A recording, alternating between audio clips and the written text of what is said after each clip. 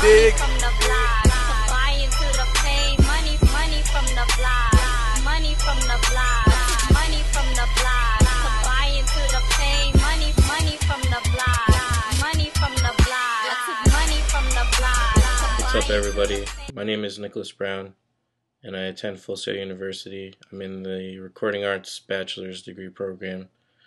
This project is going to be for my CSI class, and it is on how technology affects the recording arts industry nowadays. The phonograph was developed in 1877 by Thomas Edison. He was the first person to ever be able to record a human voice. It was invented for Columbia Records.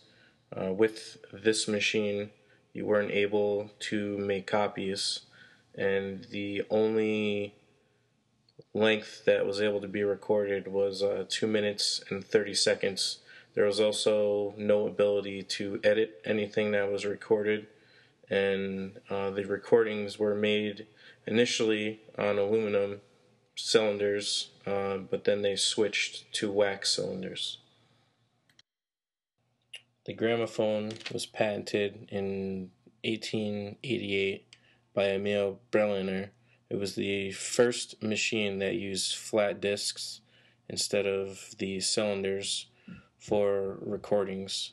Initially, these discs were made of slick, which was compressed animal feces.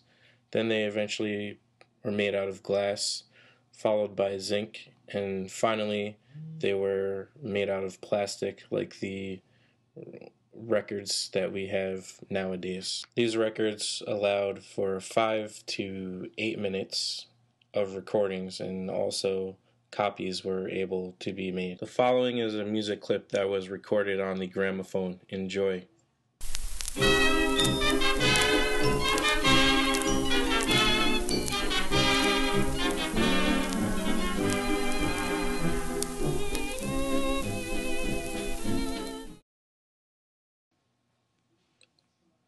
In the 1970s, the birth of digital era began, and from there, the recording arts industry hasn't looked back.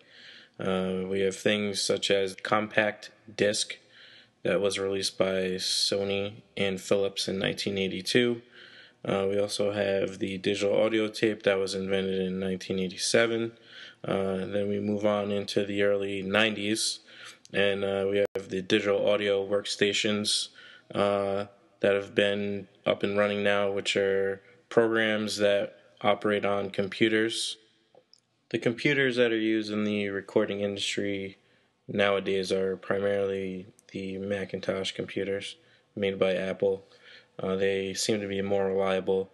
In order to have a decent computer, you need to have a good, fast-running processor, as well as a lot of memory.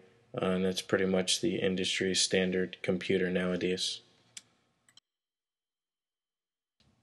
Just briefly, I want to talk about some programs that are pretty much leading the recording industry right now.